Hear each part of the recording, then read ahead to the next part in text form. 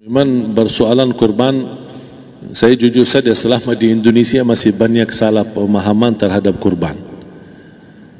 Dan saya pernah berkata, memang Islam kita di Indonesia Islam keturunan. Ya, jadi asal tahu saja. Ya, tapi dari segi belajaran, mohon maaf ya kita terlalu jauh terhadap pemahaman. Yang saya maksud, kita melaksanakan sesuatu tapi kita sudah belajar, sudah tahu, bukan hanya asal saya dengar, saya lihat, saya bukan sebatas itu, tapi kita punya dasarnya. Dan ini kelemahan kita, di antaranya kurban. Saya pernah mendengar, bukan malah sering mendengar soal kurban dihitungkan beroran. Jadi keluarga suami istri sama 5 anak berarti jumlah 7, wajib sapi. Kalau kurang daripada itu, atau misal suami istri tidak mampu, boleh ini tahun kurban kambing atas nama suami, tahun depan atas nama istrinya. Ini hal keliru sebenarnya. Yang dihitungkan soal kurban beda sama akikah dan beda sama zakat fitrah. Zakat fitrah sama akikah terhitung beroran.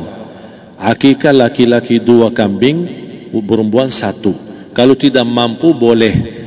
Kalau ada kembar laki sama perempuan berarti 3 kambing. Tapi kalau tidak mampu boleh 1 kambing, tidak masalah.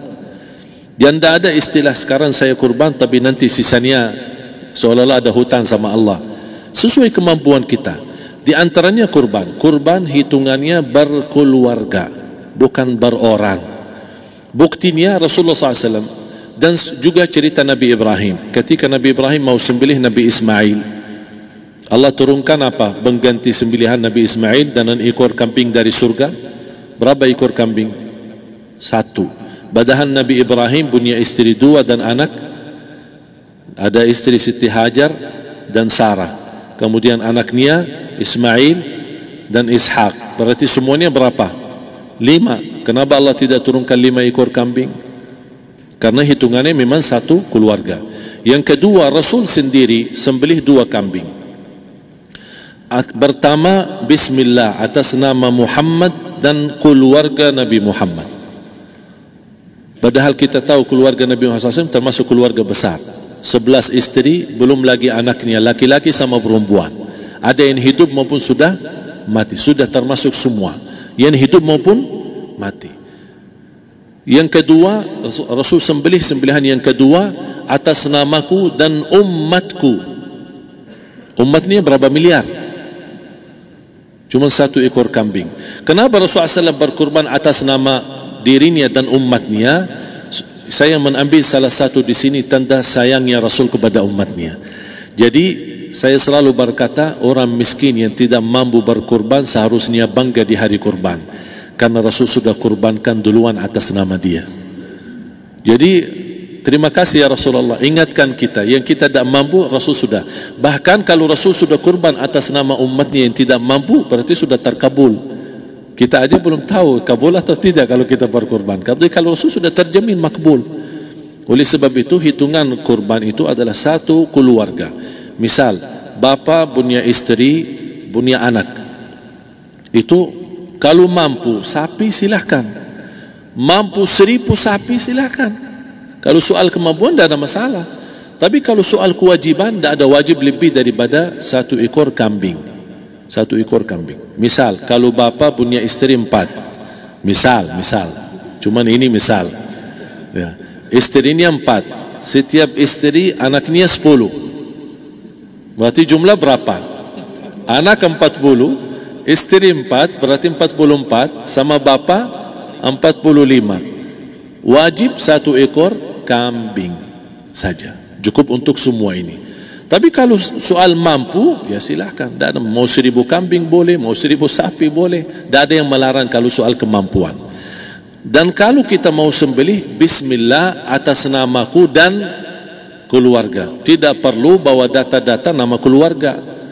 Jadi disebutkan tukang sembelihnya ada capek menunggu sambil sebutkan nama-nama. Tidak perlu.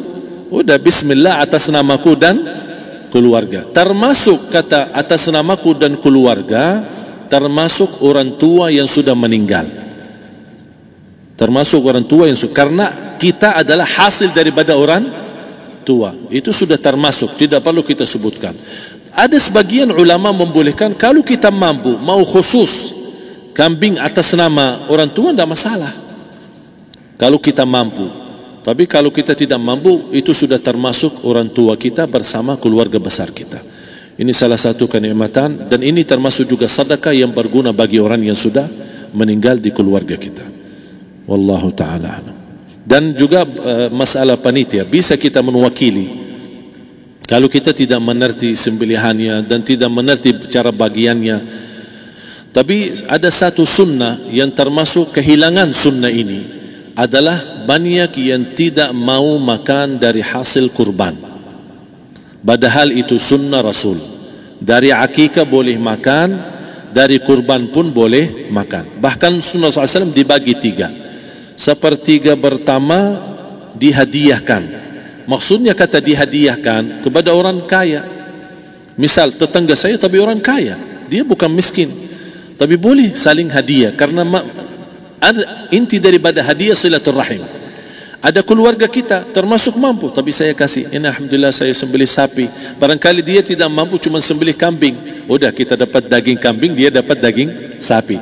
Tapi dengan niat hadiah, bukan sedekah, karena dia bukan orang miskin yang menerima sedekah. Yang sepertiga yang kedua adalah sedekah. Sedekah itu termasuk orang miskin. Yang ketiga, kita makan sendiri. Bahkan Rasulullah SAW selepas Idul Adha, beda sama Idul Fitri. Sebelum Idul Fitri dia makan kurma, meyakinkan batalan puasa. Tapi kalau Idul Adha tidak makan dan minum sebelum salat, kenapa? Bukan berarti tidak boleh. Tapi Rasulullah SAW ingin pertama pembukaannya, buka sarapannya atau makan di pagi harinya selepas Idul Adha adalah dari hasil sembelihan kambing itu atau dari kurban. Jadi kita sebagian sedikit. Tapi kalau kita merasa alhamdulillah rezeki saya banyak di rumah, alhamdulillah banyak ada makanan, mau sedekahin semuanya, semua mau sedekahin, tidak masalah. Tapi yang saya maksud, kenapa tidak kita sekali-kali hidupkan sunnah Rasul? Jadi sebagian, walaupun ada sebagian sedikit lah, buat istilahnya sama sedikit porsi nasi atau apa, karena kita berhak sebagai kita kurbankan lillahi ta'ala, kita berhak menikmati kurban ini yang lillahi ta'ala supaya kita mendapatkan keberkahannya, bukan hanya orang lain. Terus yang kedua ada masalah pembayaran. Kalau kita wakili panitia, boleh kita pesan sama panitia, tolong sedikit dari kurban saya minta buat saya makan. Itu tidak masalah, kita boleh minta. Dan boleh kita wakili, tapi kita tolong ingatkan, tidak boleh pembayaran hasil sembelihan itu dari kulitnya. Ini menjadi salah satu persoalan di Indonesia. Banyak tukang sembelih datang, ketika kita tawarkan untuk sembelih ini, berapa Pak? Oh, tidak apa-apa, kasih aja kulitnya sama kepalanya. Jangan Anda setuju, jangan Anda terima. Oh maaf, saya tidak bisa. Bapak berapa ongkos sembelihannya? Kita harus sepakat dulu. Tidak, saya ikhlas, tidak apa-apa, seikhlasnya. Tapi yang penting kepalanya sama kulitnya. Itu aja yang saya minta, yang lain tidak apa-apa. Tidak boleh. Tidak boleh. Kenapa? Karena ini kurban. Kata kurban berarti lillahi ta'ala, bukan untuk jual beli. Kalau kita sudah bayar dari bagian kurban, berarti bukan lillahi ta'ala. Harus kita jaga amalan itu. Tapi bagaimana cara jalan keluarnya? Kita harus sepakat, ijab kabul. Sepakat dulu, Pak, saya udah begini, saya kasih untuk sembelihan 50.000. Bapak setuju? Ya udah setuju. Selesai kan? Sudah sembelih, sudah potong, sudah semua. Lepas ini semua, kita kasih ongkos 50.000 ongkos sembelihannya. Habis itu, Pak, kulitnya sama kepala hadiah buat Bapak. Itu tidak apa-apa, tidak masalah. Tapi bukan untuk bayar sembelihan. Faham maksud saya? Harus dibedakan supaya jangan sampai amalan kita kurban habis biaya, habis ini malah tidak diterima karena sudah kita bayar sebagian daripada kurban. Saya silahkan bayar apa yang kita sepakati, mau hadiahkan kepada dia, karena kita tidak bisa guna. Buat apa yang kita mau gunain kulitnya, tidak bisa. Tapi mereka, buat mereka lebih berguna, oleh karena itu kita bisa hadiahkan untuk mereka. Bahkan kita bisa juga kasih daging untuk mereka bisa menikmati sebagai sedekah. Wallahu taala alam.